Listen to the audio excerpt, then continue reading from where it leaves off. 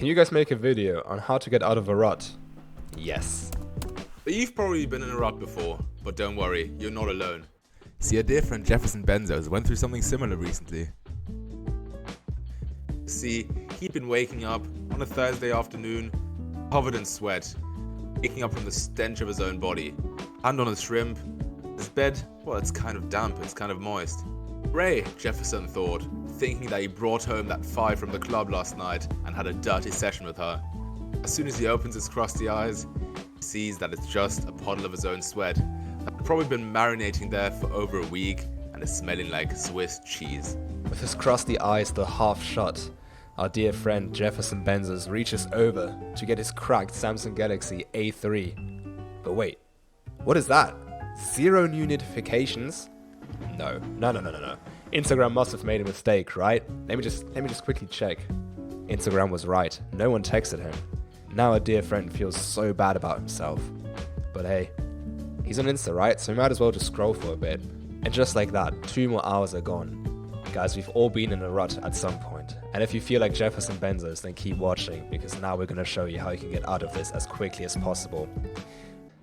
First things first, you need to identify what got you into this rut in the first place. You can take out your journal and take a pen. I know this is basic self-improvement, but this is going to be applied self-improvement.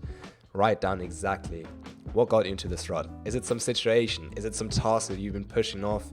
Is it a lack of motivation? Or is it maybe that you're feeling overwhelmed? See, usually when you're in a rut, you procrastinate a lot. And a lot of procrastination actually comes from a lack of clarity. What you're doing here is gaining as much clarity as you possibly can, because you're writing down all the different things that might have gotten you into this deep hole that you're in right now, giving you the clarity that you need, showing you exactly what you need to fix so that you can get out of this as quickly as possible, right? You also need to identify any negative thoughts that you're having. These can be thoughts that you've had about yourself for a while, or just things that popped up recently. Just write them all down, and even if you rationally think that you don't believe in them, still write them down, because this step is about probing, testing your own subconscious mind. Some very basic ones that you've heard of in the past are stuff like, I'm not good enough, or I hate myself. If you're mentally healthy, you very likely don't believe in these. You don't think that you're not good enough, because rationally you know that you are. But this is about testing if some deep part of yourself thinks those kind of things. So ask yourself, why am I not good enough? Why do I hate myself? Just see what comes up. See if there's a little part in you that says, oh, I'm actually not good enough because I do this. I keep pushing off these tasks. I keep not finding a girlfriend. This is about finding some deep beliefs of yourselves that you might not even know that you're having, and resolving them, because resolving them is the very first step of getting out of this rut. And now you want to use the Pareto principle. If you've done all of this, if you've written down all the reasons for why you are in this deep hole, you probably know, okay, there's about 5 different things right now I need to fix to get in my life in order. So what you want to do is find those 1 or 2 really big tasks that you can fix right now. Those big things in your life that need to be fixed so that you can get out of this rut. The other ones, sure, they're still important and you will need to fix them at some point, but that's okay. Focus on the big ones right now, because they're going to give you the most bang for the buck, and fixing those small ones will be a lot easier once you know that your life is already getting better. Let's get funky. Let's write down some goals. You want to make sure you write down everything that comes to mind. So this could be anything from wanting to buy a pet alligator to finally getting a girlfriend. Whatever it is, put it on paper. Then you can do some goal setting. Now, when it comes to goal setting, you really want to prioritize certain goals over others. So you want to apply the Pareto principle to this. The thing is, there are so many things I want to do this year. I really want to get better at chess. I really want to learn how to DJ. I want to learn American Sign Language. But the problem is, these things are not that high return on investment. The Pareto principle just doesn't apply. They are not the 20% that are going to give me the 80% of return. Maybe if I have time at some point. However, there are other ones like reaching a certain weight by lifting more and eating more, or something like reaching a certain number on this YouTube channel, which are much more important to me.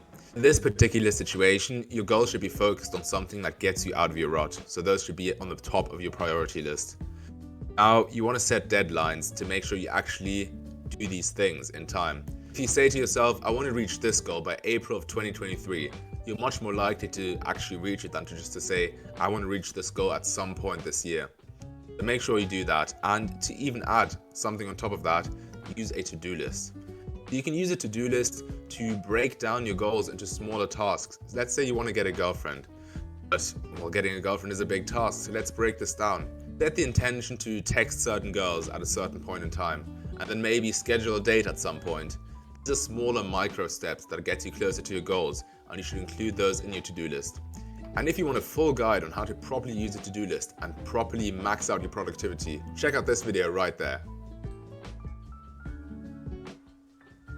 When Mr. Benzos called us, we told him that habits are the one thing that he needs to do right now to get out of this rut, because these are literally the key. But he has his habit tracker in Notion so that he can always have it with him on the go. Now, good thinking, but it doesn't work like that.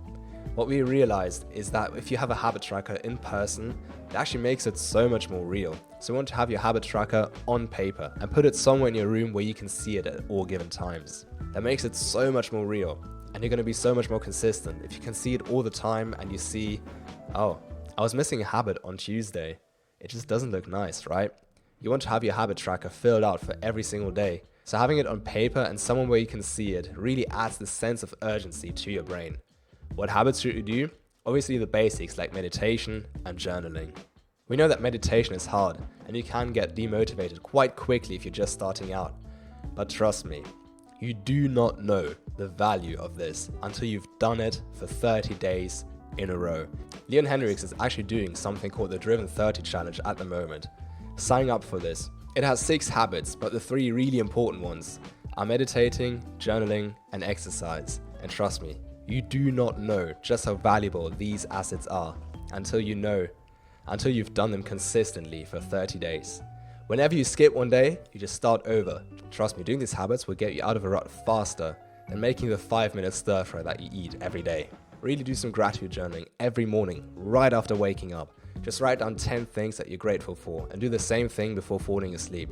Again, you do not know the value of this until you've done it consistently. You want to get a change of scenery. Our dear friend was stuck in his messy apartment. There were bags of crisps laying around everywhere and he was just getting this really bad mental headspace. He needed a change of scenery. So we told him to go clean his room, to go outside, meet some new people, spend time with some friends that are uplifting, join some new sports clubs, to get him out of this mindset that got him into the rut in the first place. And to do this, he really needed to get out of his comfort zone. You're not going to get out of a rut if you keep staying in your comfort zone. Being in a rut is not comfortable, and it makes you even less likely, even less motivated to do those uncomfortable things, because you just feel so demotivated at all times. But again, change of scenery. It is uncomfortable now, but it is a different mindset, a different state of mind than the one that got you into this mess in the first place. And you really want to celebrate your progress.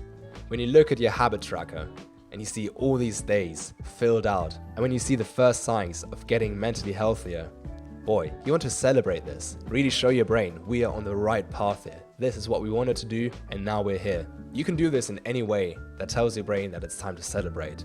You can go out for a jog, go travel, take a little weekend trip, or even go clubbing. Now we got a very good video on how you can go clubbing but still be productive and mentally healthy. Check it out, it's right up here. The last point is routine. It's very important to have a routine. See, usually it's one of the main reasons why your life is so bad. If you don't have a routine, you usually have so much freedom to do whatever. And when you just do whatever, if you don't have a set, clear list of things you want to do that day in exact order, you're just going to do whatever you feel like doing. You start this by identifying all the habits you want to include in your routine. And trust me, this cannot be rigid enough. You can even include something like drinking a glass of water or taking a shit. Now make sure you schedule all the habits. Now you have to make sure you schedule them around whatever task you have to do that day. So usually you're going to have to go to school or you're going to have to go to work, and you want to make sure you do all your tasks, all your habits before or afterwards. Usually do the harder ones first because your energy levels are the highest in the morning. If you want a full video on how to actually manage your energy levels and have a very happy day, check out this video for the perfect routine. Now, some other tasks that don't take that much mental energy, you can reserve them for after work or after school, but there are certain things you can also do in between. Let's say you have a free period. Maybe you'll have time to quickly do some deep work on your laptop, or maybe even have a gym session. Maybe you only have time to have a bulky meal, but usually there's always time to get one of these habits in. Now when doing this, it's very important to be super strict with yourself. The problem is if you have too much freedom, you're going to eventually slip back into these old habits. Make sure you're strict with yourself and do not break your routine. You want to make sure you do the same things at the same time every single day. You want to go to sleep at the same time, exercise at the same time. You want to even eat at the same time. Because that way you teach your brain that this is the stuff you do now, and it becomes second nature at some point. Wow, what a banging episode. Don't forget to check out this video as well. We'll see you there.